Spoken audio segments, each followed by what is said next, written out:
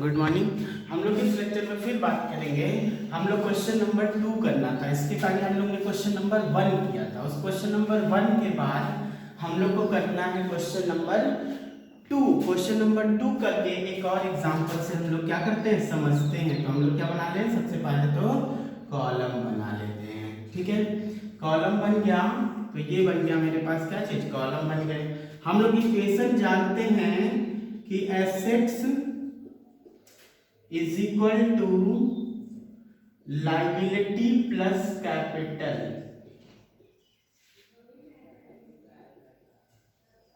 Liabilities plus capital हम लोग जानते हैं, यही अकाउंटिंग इक्वेशन का फॉर्मेट है। तो क्वेश्चन नंबर 2 करेंगे। तो क्वेश्चन नंबर 2 में देखेंगे क्या है, कह रहा है प्रिपेयर अकाउंटिंग इक्वेशन। पहला वाला बोल रहा है ए, बोल रहा है Kunal started business with cash. Kunal started business with cash ₹2,50,000। मतलब कुणाल 2,50,000 लगा के बिजनेस को स्टार्ट करता है। 2 लाख के कितना, 50,000। तो बताएंगे मेरे बिजनेस में तो कैश आएगा। कैश कितना है, कैश क्या होता है, एसेट होता है। तो एसेट वाले कॉलम में जब बिजनेस लगा के स्टार्ट करेगा तो कैश क्या होगा, बिजनेस में आएगा। तो कैश कितना आ रहा है, 2,50,000 का कैश आया, और प्लस मेरे पास कैपिटल भी 2,50,000 से क्या हो गया, बढ़ गया। 2,50,000 से क्या हो गया, कैपिटल बढ़ गया। अब हम लोग को बी ट्रांजेक्शन करना है। क्या कह रहा है, he purchase furniture for cash 35,000। जरा बताएंगे, हम फर्नीचर खरीद के लाते हैं। क्या खरीद के ला रहे हैं, फर्नीचर खरीद के ला रहे हैं। तो बताएगा मेरे पास से फर्नीचर आएगा लेकिन मेरे जेब से पैसा जाएगा। फर्नीचर खरीदेंगे कैश में तो पैसा जाएगा, फर्नीचर आएगा। तो फर्नीचर आएगा तो मेरे पास एक नया एसेट आ जाएगा फर्नीचर का, जो कितने का आ रहा है, 35,000 का आ रहा है। नया फर्नीचर मेरे पास आ गया 35 का, कितने का आ गया, 35,000 का परचेज फर्नीचर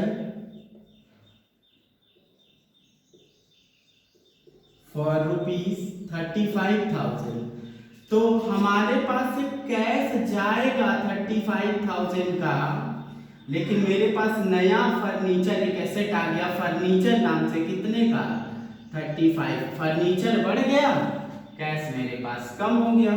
तो यानी कि ये हो गया मेरे पास अकाउंटिंग।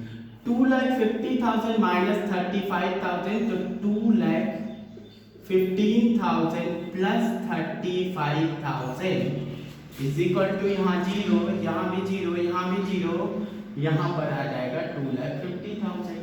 तो क्या हो गया, 2,15,000, 35, 250 और 250 दोनों क्या हो गया, इक्वल हो गया। नेक्स्ट देखेंगे क्या कह रहा है, ही पेड कमीशन। सी कहता है ही पेड कमीशन। ही पेड कमीशन, वो कमीशन का पेमेंट करता है। तो देखेंगे जब कमीशन का पेमेंट करेगा, जब वो कमीशन का पेमेंट करेगा तो क्या होगा, कमीशन का पेमेंट कर रहा है कितने का, 2,000 का। जरा बताएगा, जब कमीशन पे करेगा तो मेरे पास से पैसा जाएगा, मेरे पास से पैसा जाएगा। तो ठीक है, हम कैश को क्या कर लेते हैं, रिड्यूस कर लेते हैं, कितना, 2,000 रुपए के कैश को क्या कर लेते हैं, डिडक्ट कर लेते हैं। और क्या होगा, और क्या बचेगा मेरे पास, सब बताएंगे। यहाँ पर फर्नीचर में कुछ हुआ नहीं, लेकिन क्या कमीशन एसेट होता है। कमीशन सबसे पहले जब हम कोई गुड्स सेल करते हैं तो उसको सेल के बदले में कुछ पैसा देना होता है कि भाई सेल करवा दो, तुमको पैसा दे दूंगा, तो वो कमीशन होता है। अब वो जो कमीशन होता है वो मेरे लिए एक्सपेंस होता है। जो कमीशन होता है वो मेरे लिए क्या होता है, एक्सपेंस होता है। तो आप देखेंगे कि 2,000 रुपए का कैश मेरे पास से गया, तो कमीशन क्या, जो एक्सपेंस होता है, क्या एसेट में जाता है, क्या नहीं, क्या लायबिलिटी होता है, क्या नहीं, तो कहाँ चला जाएगा। हमने बताया था कि जो कहीं नहीं जाएगा वो हमेशा कहाँ जाएगा, कैपिटल में जाएगा। तो इधर कम हुआ 2,000 का कैश, तो इधर कैपिटल भी उतने से कम हो जाएगा। तो ये बन गया मेरा नया इक्वेशन। ये बन गया हमारा कितना 2,48,000 प्लस यहाँ 0 हो गया, यहाँ 35,000, यहाँ पे 2,13,000 हो गया। ठीक है, आगे बात करें।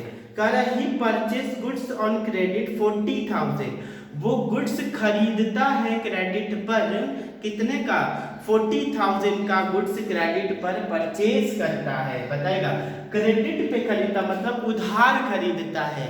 जब हम कोई गुड्स उधार खरीदते हैं क्रेडिट पे तो क्रेडिटर बढ़ता है, सामने वाले क्या बोलते हैं क्रेडिटर बढ़ जाता है। तो एक मेरी लायबिलिटी बढ़ गई, उस लायबिलिटी का नाम क्या है क्रेडिटर।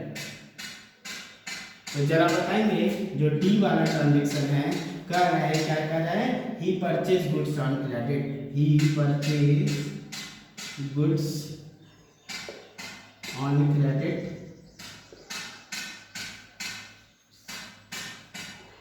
ये new equation he purchase goods on credit rupees कितना 40,000 का। जरा बताइएगा जब हम गुड्स खरीद के लाएंगे तो मेरे पास स्टॉक बढ़ेगा, तो स्टॉक नाम का एक एसेट मेरे पास आ जाएगा। यहाँ पे तो कुछ नहीं, यहाँ पे कुछ नहीं, यहाँ पे कुछ नहीं, यहाँ पे कुछ नहीं, यहाँ पे कुछ नहीं, लेकिन यहाँ पे 40,000 का स्टॉक मेरे पास आ गया। लेकिन बात ये है कि मेरे पास एक क्रेडिटर नाम की ऑब्लिगेशन भी आ गई, जिम्मेदारी भी आ गई, उस व्यक्ति को हमको पैसे का पेमेंट करना है। तो ये 40,000 का क्या आ गया एक ऑब्लिगेशन आ गया मेरे पास। तो ये यहाँ पे कुछ नहीं हुआ, यहाँ भी कुछ नहीं हुआ, यहाँ भी कुछ नहीं, तो क्या हो गया ये फिर से सॉल्व, ये हो जाएगा कितना 2,13,000 plus 35,000 plus 40,000 is equal to 40,000 plus 2,48,000। देखेंगे दोनों साइड इक्वल आ रहा है या नहीं आ रहा है। तो हम लोग जोड़ेंगे 2,13,000 प्लस 35,000 और प्लस 40,000, ये आ गया 2,88,000 और 2,88,000 इन दोनों को जोड़ेंगे तब भी आएगा। तो नेक्स्ट देखेंगे क्या रहा है ही sold goods costing 20,000 for rupees 26,000। चला बताएगा 20,000 का ये लिखते हैं सोल्ड गुड्स